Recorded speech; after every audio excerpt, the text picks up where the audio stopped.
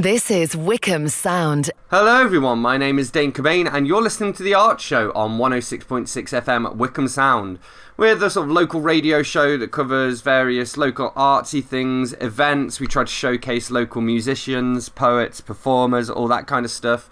We also have a different guest on every week. So in this week's show, a BookTube/AuthorTube channel called Page Nomad. So basically he creates YouTube videos where he talks about his thoughts about the books that he's read, but also he shares writing tips to help, other fledgling writers. We're actually both due to be published together soon in a short story anthology called Local Haunts as well. And that was an initiative created by another YouTube friend called Regina from Regina's Haunted Library. That's the one. We also talk about a lot of the events that are happening, so we're going to talk about those in a minute. And we listen to local music. And speaking of local music, if you're a local musician or if you're in a band, I'd love to hear from you. We have a Facebook page. You can find us if you just search for The Art Show Wickham Sound. You should be able to find us. You can also email me here at the studio on dane.cobain@wickhamsound.org.uk. That's dane.cobain@wickhamsound.org.uk. And again, I particularly want to hear from people either who would like to appear as a guest on the show or who would like to suggest a guest, but also anybody who has recorded stuff. So again, spoken word, poetry and music in particular that we can play on air. So do get in touch with me if that sounds like something you'd like to participate in. So as I mentioned, we do what we can to support local events, and there are a few different things I want to talk about at the moment. So I guess the main one is at Wickham Arts Centre, where I'm working myself. We're running an event called Music in the Garden, which will be on September the 20th from noon till 6 p.m. There's going to be a bunch of different artists, including some people actually who've been on the show. So there's going to be Twangling, Jack Ford and the Ilk, Jordana Blake, Esther Hayes, Bob Newell's going to be there, Sloth in the City. We're also going to have a showcase from the Open Mics Late Facebook group, and on last week's show we talked to Paul Cooper all about that. And there's going to be an open mic that you can participate in yourself from 4:30 onwards as well. And it's all outside. There's going to be table service and socially distanced seats. And we also have some disposable microphone covers as well, just to make sure that people are as safe as can possibly be. So I'm super excited for that event. There's also a bunch of other cool stuff happening. I know at the Garibaldi they're doing open mics pretty much every Sunday. I can't remember the name for it now, but they have a really cool name for it. Like a long acronym, because it's their sort of, weekly, only acoustic, car park, socially distanced open mic or whatever. So definitely check that out at the Garibaldi if you get a chance. And there's loads of other cool stuff happening as well. So one thing in particular I want to mention here is the Jimi Hendrix 50th anniversary show. It's Saturday, the September the 19th at 9 p.m. at the Riverside Club. So I'm going to read you the information off the event page. You can find it on Facebook. It's Jimi Hendrix 50th anniversary show hosted by Metro Jam Promotions. And you can click through and get tickets. I think they're about £12 or so, but it's certainly going to be worth it because it's going to be awesome. So, yes, Jimi Hendrix died 50 years ago and left us with an amazing legacy of great songs in his own iconic style. He was and still is the most influential guitarist/musician to most guitarists even today, inspiring new guitarists to aspire to the levels he reached with his natural ability. We have created a show with our musicians that bring that energy and levels of performance the fans will enjoy, with the songs recreated with the power, passion and classic guitar solos that would be expected of a Hendrix concert. You will not be disappointed. With a great set of songs like Purple Haze, Voodoo Child, Hey Joe, Crosstown Traffic, Little Wing and many more.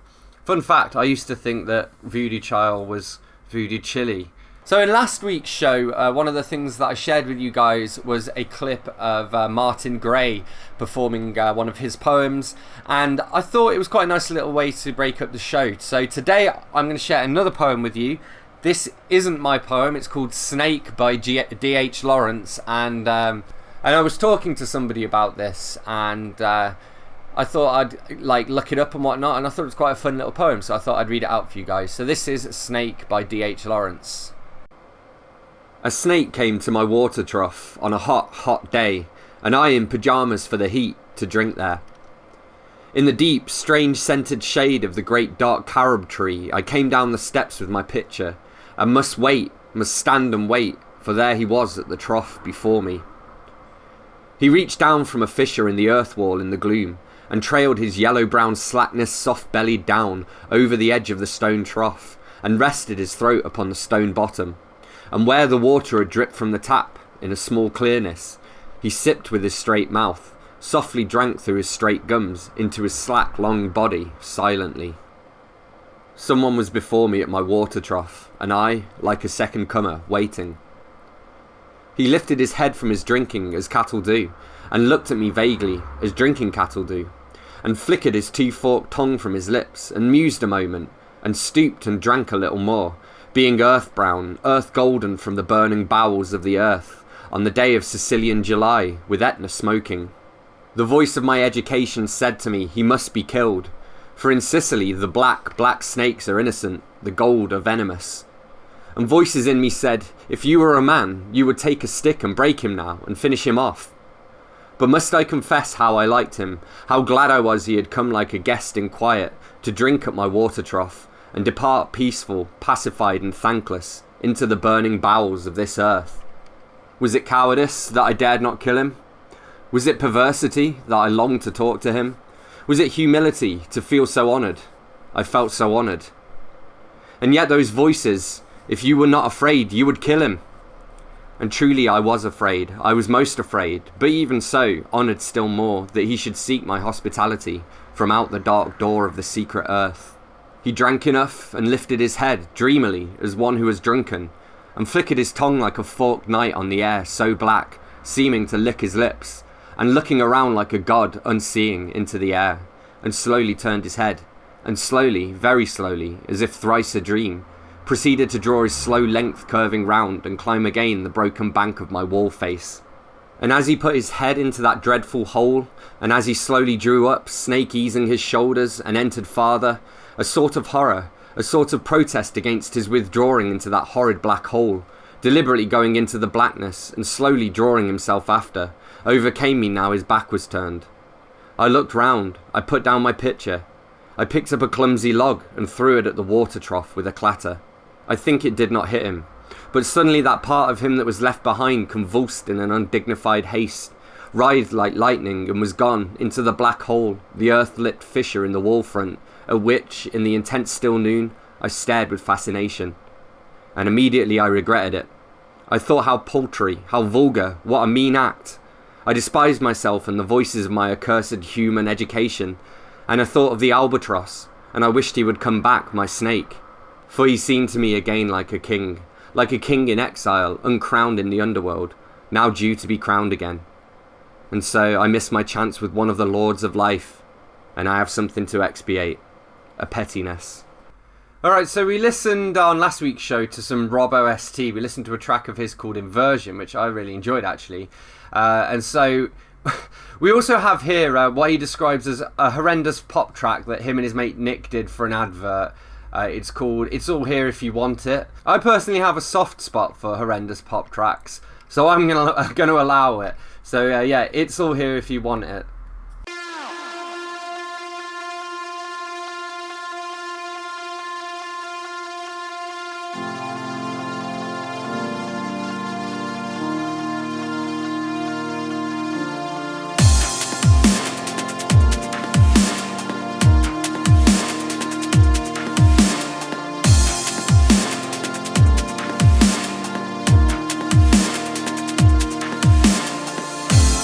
Doesn't matter where you are. It's time to pursue what's in your heart. It doesn't matter where you've been. Feel the potential of what's within. Where do you wanna go from here? It's all here if you want it. Life is a wheel that you can steer. It's all here if you want it. And take yourself to the highest heights. It's all here if you want it. And this is the calling to take flight. It's all here if you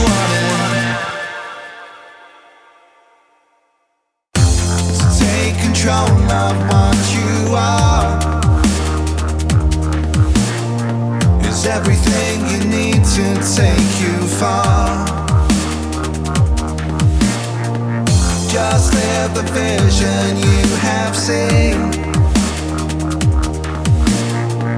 Light up your days from here on in. Where do you wanna go from here? It's all here if you want it. Life is a wheel that you can steer. It's all here if you want it. And take yourself to the highest heights. It's all here if you want it. And this is the calling to take flight. It's all here if you want it.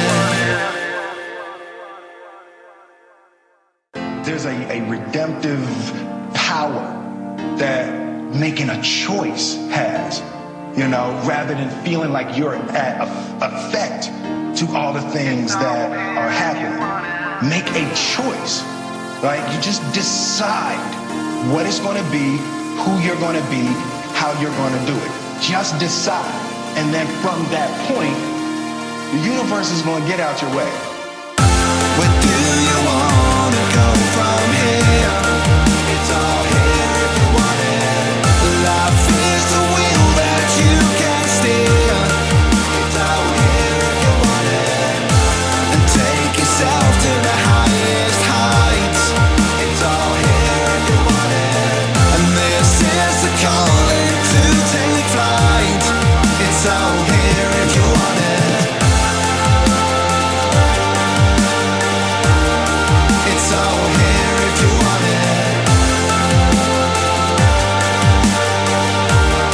It's all here if you want it. It's all here if you want it. It's all here if you want it. Love music, love talk, love Wickham Sound. Being a foster carer isn't just about providing vulnerable children a safe home. It's about loving, listening and guiding. It's about changing their lives. If there's space in your home and you have the time and patience, then Nexus Fostering wants to hear from you. We're your local fostering agency, rated outstanding by Ofsted, and we're here to support you in supporting them with full training and a competitive allowance. For a career that really makes a difference, visit nexusfostering.co.uk or call 0800 389 0143. From the 1st of April, your new Buckinghamshire Council will replace the existing county and district councils and continue to deliver all the services you are used to. Visit buckinghamshire.gov.uk. Sunday evenings on Wickham Sound. If your idea of a fun festival experience is a mashup of metal, grime, blues, folk, pop, with a smattering of electro, hip-hop, indie and grunge, and not forgetting punk, then join me, Paul, for the Alternative Wixtape at 11pm on Wickham Sound 106.6 FM every Sunday. I can even guarantee that the weather will be fine. This is Wickham Sound.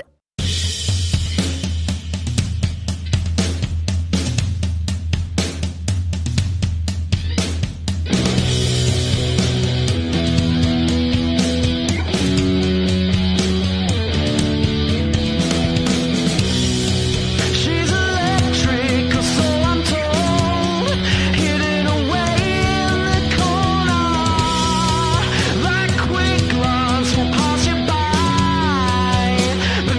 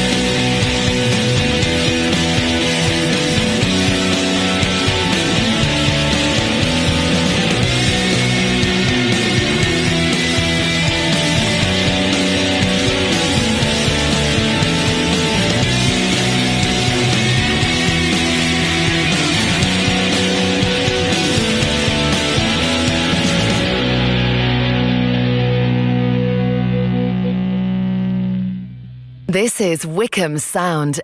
That was Third Eye by Ruby Rogers, and before that we had It's All Here If You Want It by Rob OST and Nick Hill. Okay, we got his name, it's not just his mate Nick anymore. Shout out to Nick Hill. Anyway, we've reached that point in the show where we get joined by our weekly guest, and this week we're going to be talking to Cam Wolfe of Wolfe Shop Publishing and Page Nomad.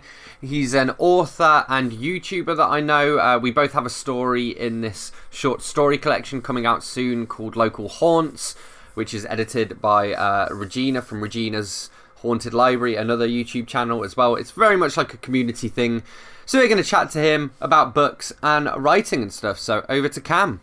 The first question that I ask everyone anyway is, what was the last book that you read? Christ, car outside. What was the last book that you read and what did you think of it? Last book I actually read some of Stephen King's short stories last, because I wanted to have a look at what was supposedly his scariest, and I ended up reading two of his short stories, The Moving Finger and The Jaunt.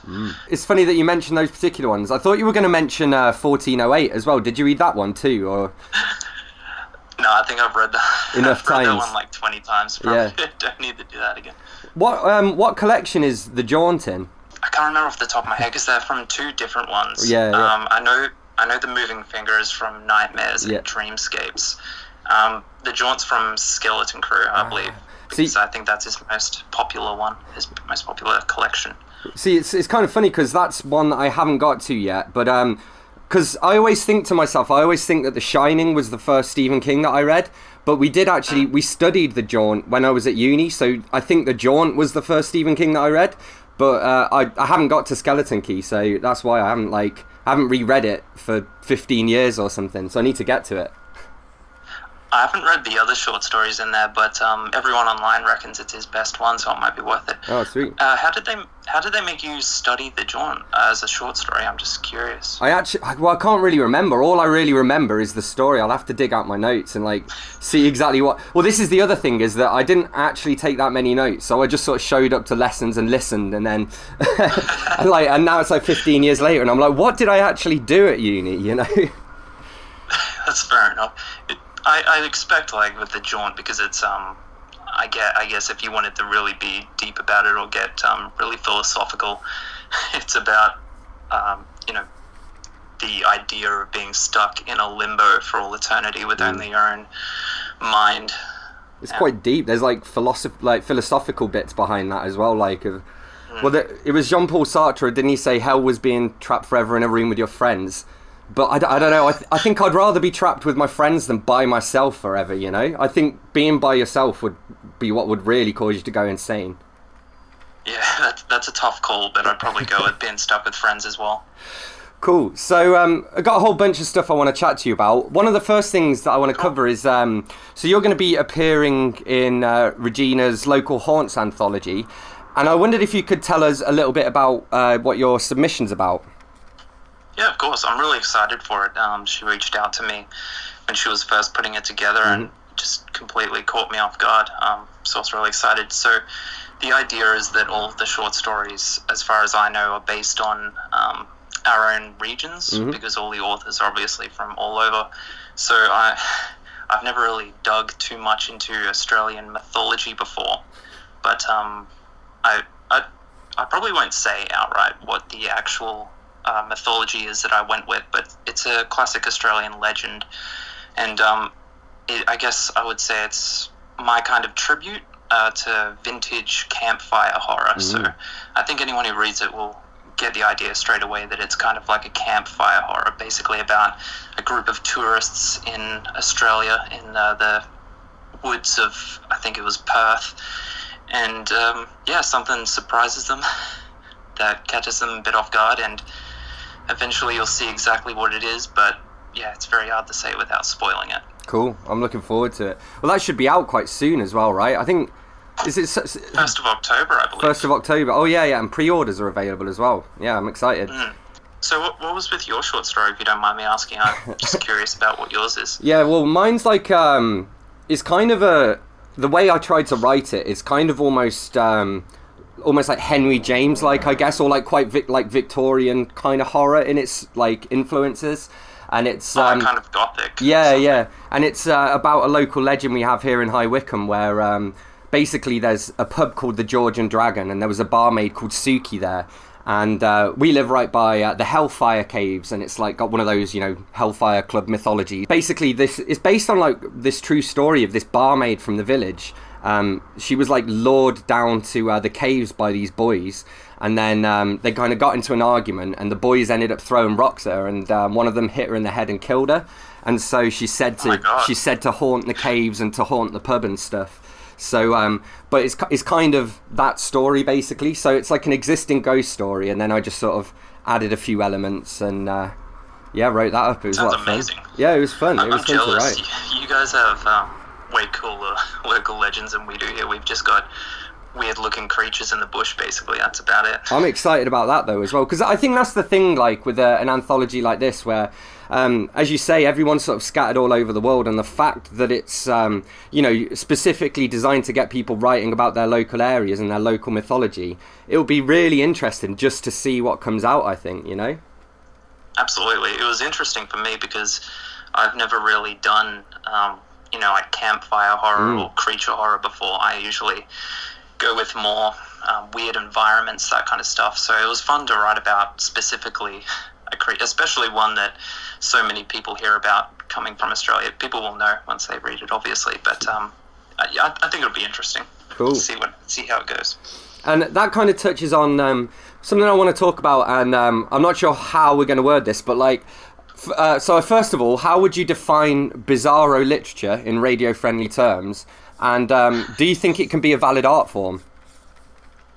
Do you mean bizarro as in...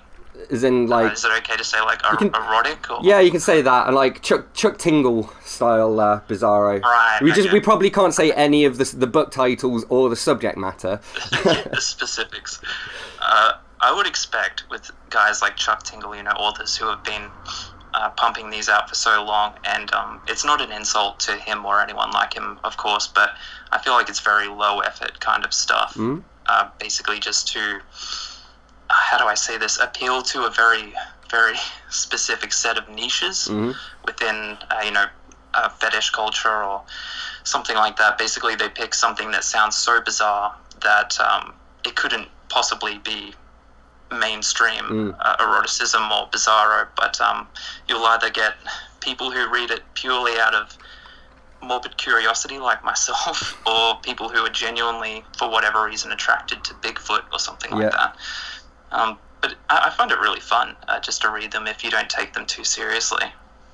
It's interesting because I've never actually thought of it that way. I've always just solely thought about it for almost like the shock value or something like that. That's how I've always seen them.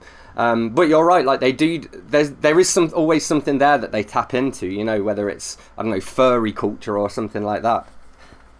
Oh, absolutely. There always has to be a specific hook there, and the hook is usually just something very, very outlandish. But I mean, it works for them. If you look at how many reviews they're getting on Amazon, at least they're going to be pulling in some kind of profit. Especially Chuck Tingle, just because he's become such an iconic figure in the bizarro sphere. One of the things I want to chat to you about as well, I can't remember how long ago this was now, but you chaired a panel with Veronica Roth, right? I did, yeah. So what was that experience like, and how did you get involved in that? It was a really strange situation, and my biggest disappointment about that whole thing at the moment is just that there's pretty much no proof of that ever happening, except for one photo I got with Veronica Roth, which anyone could say I just got as a fan. But anyway, basically there's these two booktubers from Australia called Pierre Ford and Jean. Her channel's got a different name, I can't really remember, sorry, but basically they are usually chairing these events in Australia whenever there's a writing event, and I was thinking I'd like to get involved in something like that. So I reached out to one of the festivals that I usually go to for writers here, and they got back to me very quickly, and they said, oh yeah, we could probably get you in to do an interview with one of the authors. And I was expecting maybe some small debut author or something like that, and they said, we'll get you in to interview Veronica Roth in front of like 500 school students. And I was like, oh my god, first of all, because that's amazing. But I also realized 5 seconds after I heard that I was absolutely terrified. Yeah. And right up until that point, my biggest fear was that I had 40 minutes to fill, and I must have had like 100 questions written down just in case, and I was still terrified that I would shoot through them. Yeah.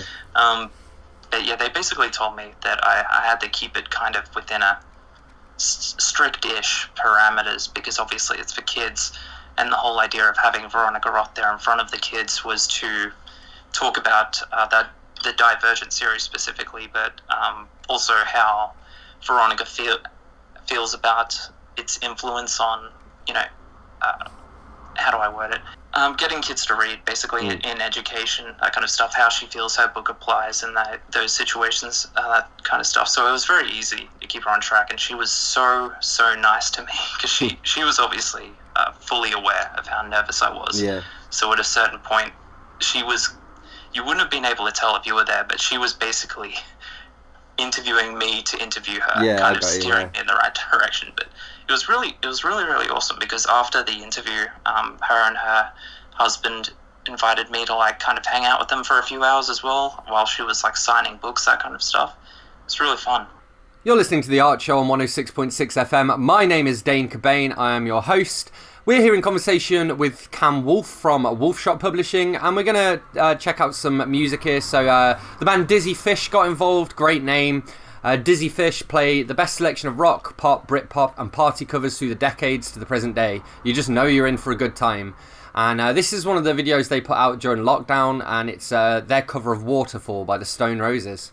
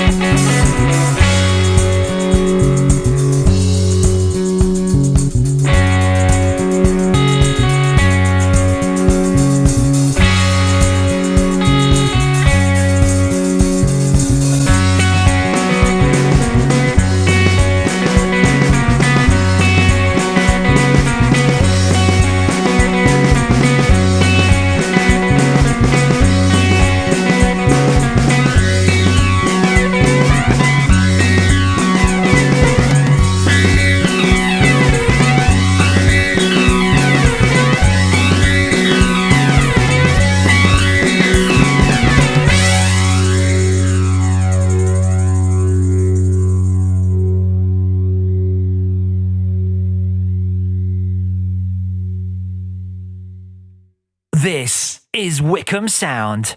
You're listening to The Art Show on 106.6 FM Wickham Sound. That was Dizzy Fish covering Waterfall by the Stone Roses. And I am here in conversation with Cam Wolfe from Wolfe Shop Publishing. I mean, that kind of, I guess, demonstrates like your proactiveness, and I think you are like quite proactive with your career because I mean, you've even had your fashion line and stuff as well. So, I mean, do you think it's important for authors today to sort of be entrepreneurs almost? You absolutely do have to be very proactive, because the thing is, I don't think even Pierre and that would be getting invited to those kind of events if they hadn't first reached out like I did. And I know for me it wouldn't have happened. And like you said with the clothing thing, that initially just came out of my frustration that there was no clothing geared towards readers and writers that wasn't a bit, not to sound mean, but a bit, cringy or cliche. Usually it's just some funny, quirky quote in really bad font on a black t-shirt. So I thought I want something that looks a bit more interesting.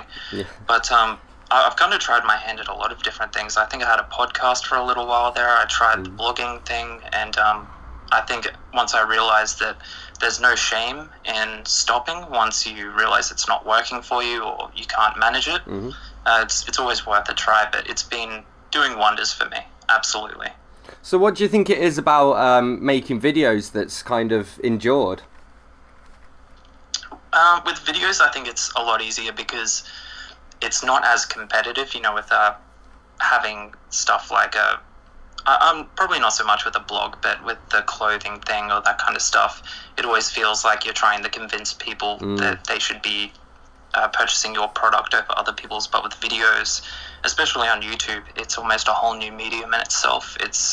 I know to me personally, it's like my version of television now. So you're basically contributing to a wider community of, I would hope, interesting and entertaining content. And there's so many like readers and writers out there that are just wanting more people to, make videos about their experiences.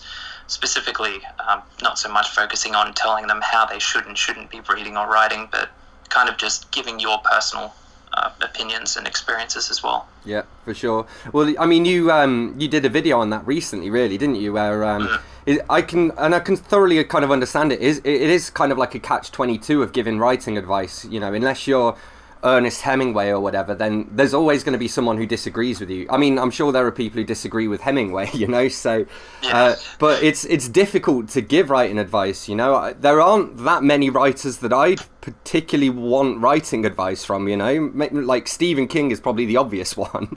But like, there are plenty of writers who I read who I wouldn't necessarily want them to tell me how to write.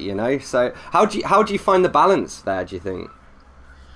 It's really tricky, I'll be honest with you, because back in the day when I started on AuthorTube and BookTube, the only real writing videos that ever got any traction were advice videos. So that's what everyone did, just so they could kind of get a foot in the door and get an audience. But as time went on, and this isn't me speaking for other people or anything like that, but as time went on, I kind of realized a lot of the advice I was giving, although I was putting my own personal spins on it and that stuff, and I feel like I have done a lot of research and study into this kind of stuff, I just felt like I was maybe delving into topics that I wasn't exactly qualified to. And when I stopped focusing so much on the audience aspect of it, as far as how many views I'm getting, that kind of stuff, I thought I would just ease back and maybe do some videos about my personal thoughts. Yeah. So more discussions rather than just me saying you should or shouldn't be doing these things.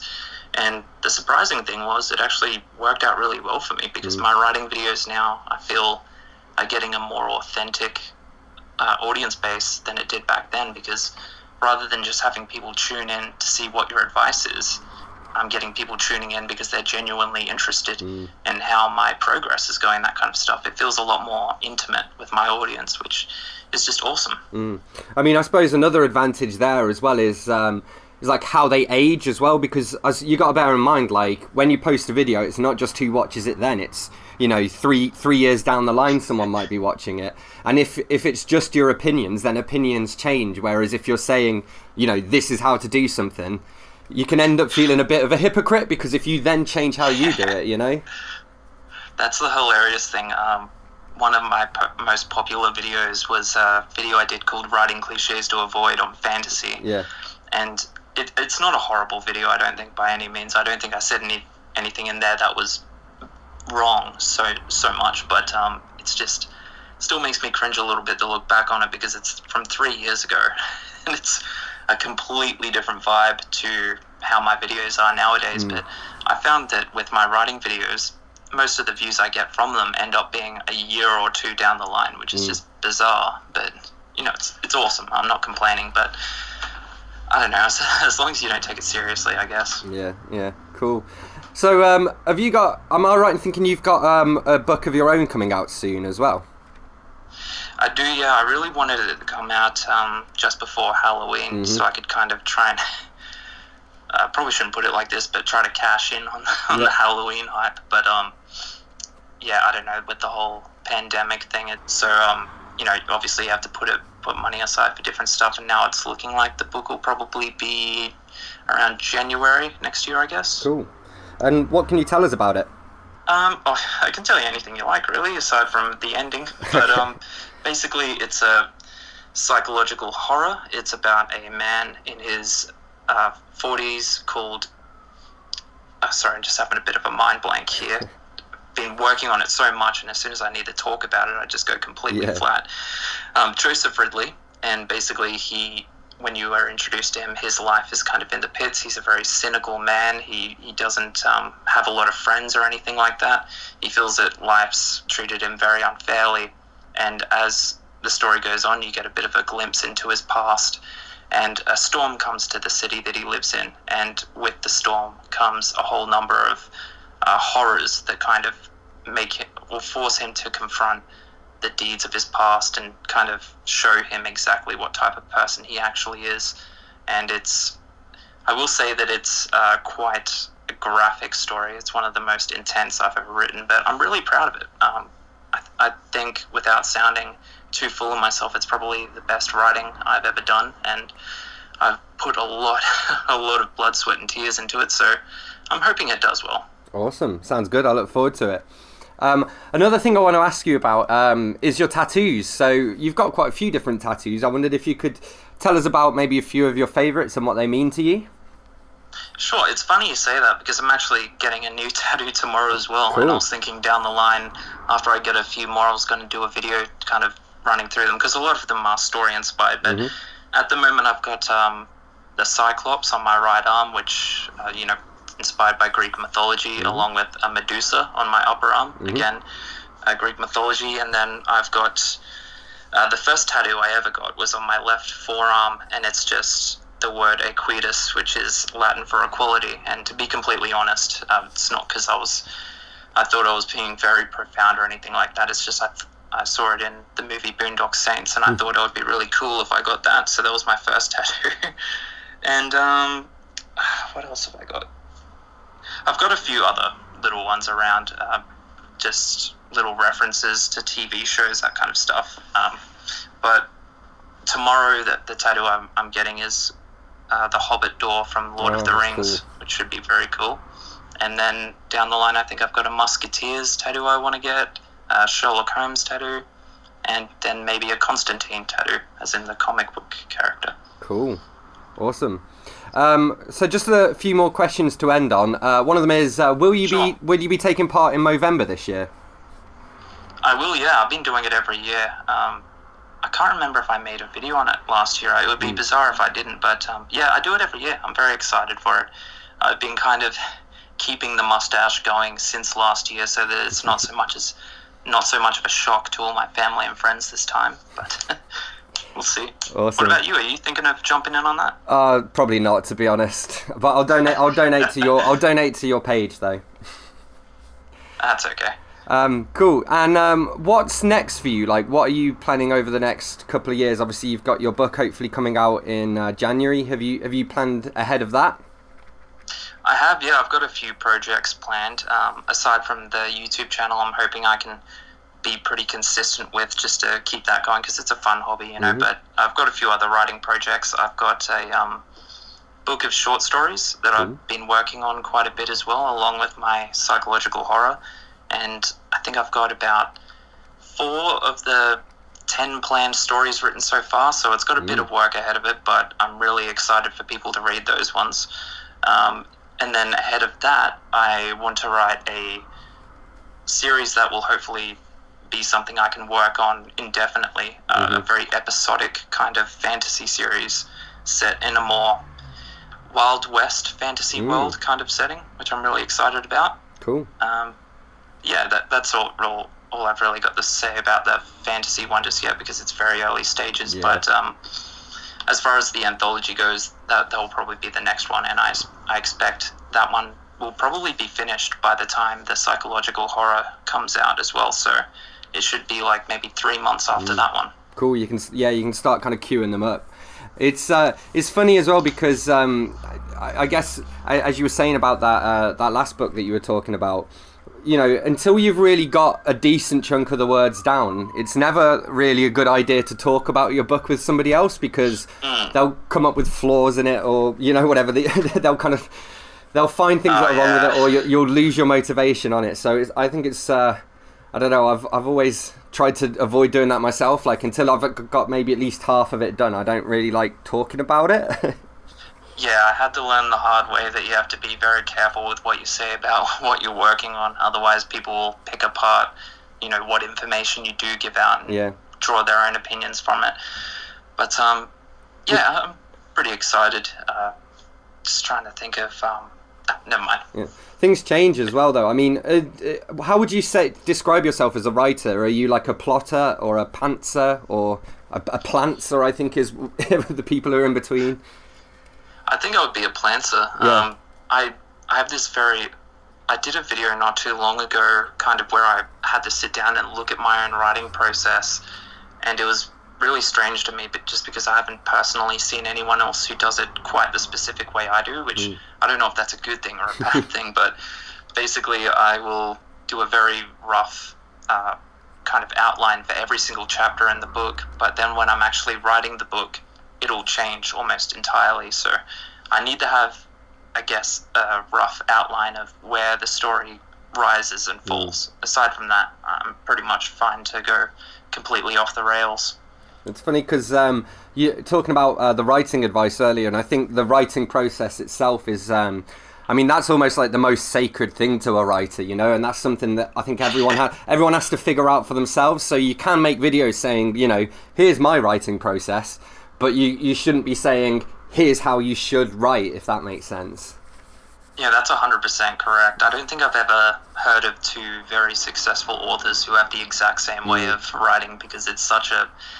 Well, that's art, really, I guess. Everyone approaches it in their own different ways, and that's how it ends up being so creatively different. For sure. Cool. And last question is just, where can people find out more about you? Well, I have a YouTube channel called Page Nomad, which is pretty much my first stop for everything I'm doing. But aside from that, my Twitter is... Oh, wow, I don't normally plug my own Twitter, so here's me on the spot. It's at CamWolfshot. Aside from that, I don't really have any website or anything up right now, just waiting for my first book to come out before I make anything more official. But just the YouTube channel, Page Nomad. Everything runs through there. And keep your eyes peeled for the new book coming out in January as well. Very, very excited. Thank you so much to Cam Wolfe for joining us. Again, he's from Wolfe Shop Publishing. Definitely check their stuff out.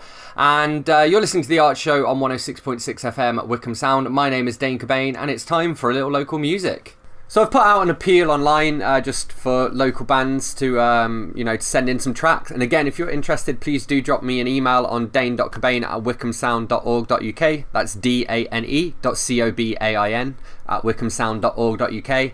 And so this next track is from someone who did that. So he emailed me to say, Straight 8 actually featured and were interviewed on Wickham Sound by Jonathan Pageant back in January, and there was talk of us actually coming and performing live, but I guess due to COVID that hasn't really progressed. Unfortunately not. Straight 8 are a local soul/blues band complete with horn section playing mostly 60s soul music. We've been performing live for over 30 years, and this year we're due to play at the Retro Festival Newbury, Marlow Rock Bottom, Chinor Bike Days, and had been booked for the Watford Coliseum for a series of gigs at Christmas and New Year. Last year we also headlined the Saltburn How's That Music Festival in North Yorkshire and the Rebellion Brewery Open Weekend, our favourite gig. So this is Get 'Em Up Joe by Straight 8.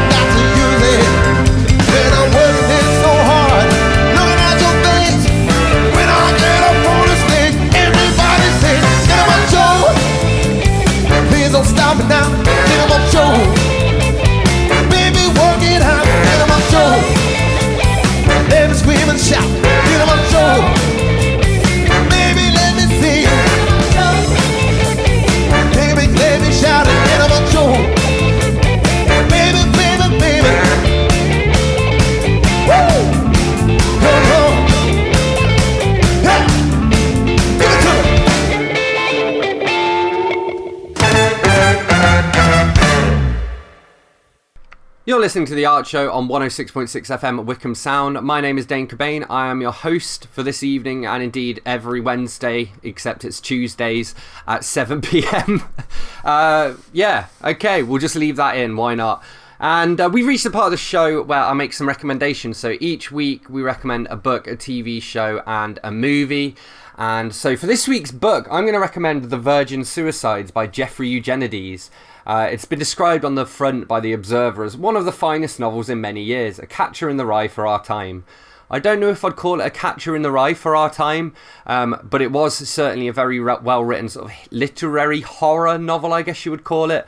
I actually said in my review of it for my YouTube channel and my book blog, it's normally when I read a book, there's normally maybe 3 or 4 paragraphs in it where I'm like, wow, those paragraphs were amazing. I wish I'd written those paragraphs or whatever. You know, there's normally only 3 or 4 of those at max per book.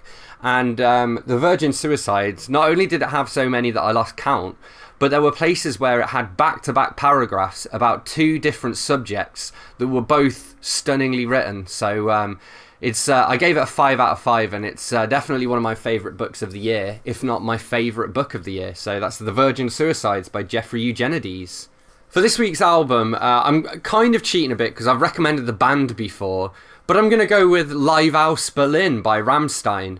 The main reason being that I've restarted relearning German. I did German for 2 years and French for 5 years at school, and I'm not particularly good at either of them. German, I'd essentially completely forgotten. French, I'd forgotten most of it, but I've probably for like the last 9 months or so, a year now, I've been relearning French. So I thought it was time to start with German, and because of that, I do a lot of walks up Marlow Hill. I walk most days up to the top of the hill and back. So I always listen to music while I'm doing it, and for the last week or so I've been listening to Rammstein Live Aus Berlin while learning very, very basic German. Sort of like, you know, what was it? Wie heißt? Ich bin Dane. Ja. And for this week's TV show, it's going to have to be either Come Dine With Me or Couples Come Dine With Me. Hear me out. So it's not really like the kind of show I'd normally watch, but I've ran out of stuff on Netflix and a new series of both of them has gone on. And I was editing my novel for most of Saturday, and it is now finally gone off and been shipped, by the way, to have my like proof copy of it delivered. So hopefully it'll be out in time for Halloween. But while I was doing it, I just had Come Dine With Me on in the background because it's one of those TV shows you don't really need to pay much attention to. And before I knew it, I'd accidentally stayed up all night and watched 40 back-to-back episodes of Come Dine With Me. So I can't really not recommend it this week, even though I don't know if I do recommend it. I mean, if you like reality TV shows and or cooking, you'll probably like it, I guess.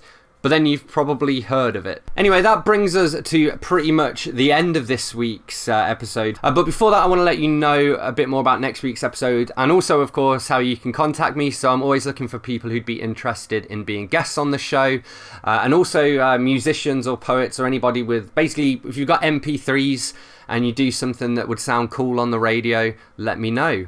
And you can reach out to me by emailing me on dane.cobain@wickhamsound.org.uk. That's dane.cobain@wickhamsound.org.uk. And also we've got a Facebook page. You can find, you can just search for the art show Wickham Sound, and you should be able to find us. Also, I guess actually I've got a couple more quick shout outs. So let's get to a little bit of sort of local creativity and community news. So on this Sunday the 20th, Wickham Arts Centre, we're going to be hosting Music in the Garden. So we have a bunch of different performers. Actually, my band with my friend Dave Ford, who was on the show previously. We're opening as the Ilk at, we start at noon and we're on at 12:30. And then we have Esther Hayes, Jordana Blake, Sloth in the City, Bob Newell, Splash the Cash, who are a Johnny Cash tribute band, Drumojo as well, I think that's how you pronounce his name, and an open mic at the end. So that's this Saturday from noon till 6 p.m. at Wickham Arts Centre. There will obviously be social distancing in place. You'll need to sign in at the gate, and there'll be socially distanced tables of up to 6 for people to stay in their groups as well. So come along to that if you can. So I also had this from Subi, who is on the, I guess, part of the voluntary team. She was helping out with the Lockdown Art exhibition at the Art Centre. And she dropped me a message to say, "Hi Dane, I'm involved in a national project called Sustain Hoods for 15 to 25-year-olds interested in making some sustainable change to improve their neighbourhood environment. The first part is a photo essay competition from which a selected number will go forward to take part in workshops and a film to help them develop their project ideas. The film will become part of the Being Human Festival 2020. We'd love to have it promoted on local radio stations. The closing date for the competition is the 30th of September. And if you just search for Sustain Hoods, Young Eco Visions, you should be able to find that. I'm not going to read out the web address because it's kind of long, but if you search for that, you should be able to find information. And that's about it. And we have no time for any more music. So I will see you next week, Tuesday at 7 p.m.